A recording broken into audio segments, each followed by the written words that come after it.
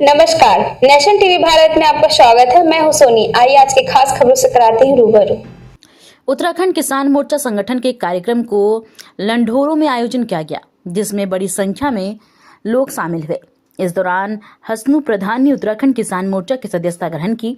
कार्यक्रम के दौरान संगठन के राष्ट्रीय अध्यक्ष गुलशन रोड ने कहा कि आज किसान परेशान है, सरकार कोई भी रही हो, हर सरकार में किसानों को उत्पीड़न होता आया है।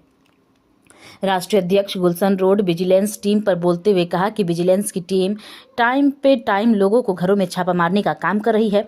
हरिद्वार जिले का कोई जन प्रतिनिधि बोलने के लिए तैयार नहीं। इस दौरान उन्होंने कहा कि किस संगठन ही एक ऐसा संगठन है जो हर वर्ग के गरीब मजदूर की लड़ाई लड़ने का काम कर रहा है। उत्तराखंड किसान मोर्चे की एक पंचायत लंढोरा कस्बा में रखी गई और जिसमें हमारे किसानों की तमाम समस्याएं हैं। उन तमाम समस्याओं पर लेकर हमारे बुजुर्गों ने, हमारे वक्ताओं ने, सभी ने अपनी अपनी बात रखी और किस तरीके तक किसानों की समस्याओं का समाधान हम इस सरकार से किस तरीके से उनका बच्चों का भविष्य सुरक्षित करा सकें, उन्हीं सभी पर विचार रखा गया और किस तरीके से हम अपने संगठन को मजबूत करके और इस सरकार के खिलाफ बड़ा आंदोलन कर सकें, उन सभी बातों पर विचार विमर्श किया गया। आपने कही इन सरकारों की वजह आज ये होगी कि आज हमारे बच्चे, किसानों के बच्चे खेती छोड़ने को मजबूर होंगे और आपको अब से 20 साल या 25 साल के बाद कोई खेती करने वाला दिखाई नहीं देने का। ये सरकार की गलत नीतियों के कारण ऐसा हुआ। 75 साल की आज़ादी के बाद जितनी भी सरकारें आई उन्होंने किसान का भला ना करके किसान को कमजोर करने का प्रयास किया और हमें धर्म के नाम पर, जाति के नाम पर लड़ाएगा, केवल वोट बैंक के रूप में इस्तेमाल करने का काम इस देश की राजनीतिक पार्टियों ने किया और ये चीज़ आज सब समझ चुके हैं। हमने तमाम पंचायत के बीच में सभी को यही समझाया कि हम केवल किसान बनना, धर्म और जाति ये सब राजनीतिक पार्टी के जो एजेंडे हैं, हमें इनमें नहीं फंसना।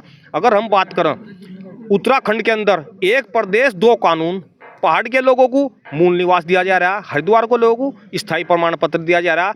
पहाड़ के नेता होंगे, हम हिंदू मुसलमान के रूप में यहाँ लड़ाओगे, हम हिंदू मुसलमान के बीच में यहाँ से खाई पैदा करने के बाद चले जाएंगे और वहाँ पर जाकर पहाड़ वालों की बात करेंगे। तो जिस तरीके से दोहरा मापदंड यहाँ की सरकारें, यहाँ के हरिद्वार की जनता के साथ अपना रही, ये लोग यहाँ की समझ चुके हैं और आने वाले टाइम में इस पर एक बड़ा महापंचायत करके यहाँ के लोगों को जागरूक करना पड़ेगा और जो यहाँ की बात नहीं करेगा वो यहाँ पर राजनीति नहीं करेगा। कि छापेमारी ने तो अति कर दी।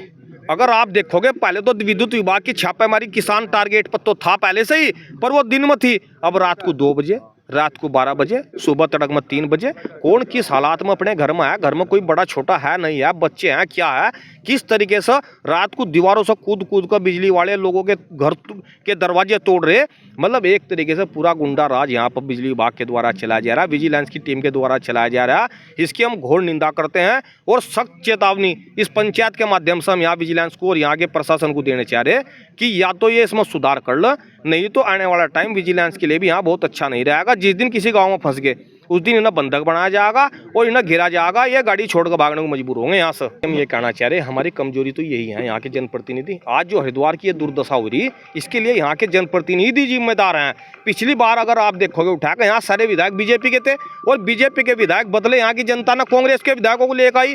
वो इसलिए लेकर आई कि आने वाले टाइम में शायद कांग्रेस के विधायक या विपक्ष के विधायक हमारी रक्षा करेंगे, हमारी लड़ाई लड़ेंगे, पर वैसे ही तो वे थे, ऐसे ही निकल गए। जिस तरीके से शहजाद जी को हम धन्यवाद देना चाहते हैं आपके मंच के माध्यम से। शहजाद जी ने जिस तरीके से पहाड़ मैदान को लेकर अपनी हरिद्वार की जनता की आवाज़ वहाँ पर रखी और हमारे 10 विधायक हरिद्वार से जो थे और वो 10 के 10 चुप्पी साधे बैठे थे। उन्हें खतरा इस बात का कि उनके टिकट ना कट जा। अरे टिकट अगर वो ले भी आए और जनता ने नकार दिया तो उस टिकट का करेंगे क्या? जब तक आप इस जनता के दिलों में नहीं बसोगे, जनता की आवाज़ को नहीं उठाओगे, आप उस टिकट से विधानसभा में नहीं पहुंचोगे। आपको जनता की आवाज़ उठानी पड़ेगी, जनता के बीच में जाना पड़ेगा, जब भी आप विधानसभा पहुंच पाओगे दोबारा से। उनका मतलब गांव देहात में हर आदमी, गांव का कुम्हार हो, गांव का लुहार हो, गांव का कश्यप हो, गांव का नाई हो, गांव का अन्य समाज, गांव का दलित समाज हो, आपका कोई भी हो, सब के सब किसान से ही जुड़ी हुई अर्थव्यवस्था चल रही है सब लोगों की। कहीं ना कहीं जब किसान के घर में अनाज आवो तो हम सब मिल बांट कर गांव के लोग खाते हैं। किसान का मतलब केवल चाहे वो 1 बीघा किसान है, चाहे वो 100 बीघा किसान है, किसान सब किसान है। आपने कहा सही बात है, कही आपने यूकेडी ने जिस तरीके से गलत भाषा का इस्तेमाल पहाड़ मैदान की हवा चलाने के बाद और यहाँ एक प्रदेश का माहौल खराब करने के लिए, सत्ता में जाने के लिए यूकेडी के कुछ नेता, 2 नेता खासकर इस तरीके से मैदान के लोगों के खिलाफ जहर उगल रहे और जो यहाँ के लोग नौकरी कर रहे, पुलिस में भी हैं।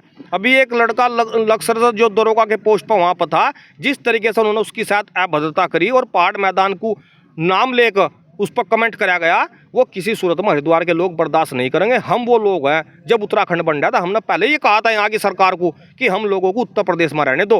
हरिद्वार बचाओ आंदोलन चला था कई साल तक, उसके बाद जबरदस्ती इन्होंने हमें उत्तराखंड में शामिल कर लिया। और आज जो 20 साल पहले चौधरी बाबा हमारे स्वर्गीय महेंद्र सिंह टिकैत कहा करते थे कि आपके साथ सौतेला व्यवहार किया जाएगा, वही सौतेला व्यवहार आज हमें 25 साल के बाद देखने को मिल रहा है।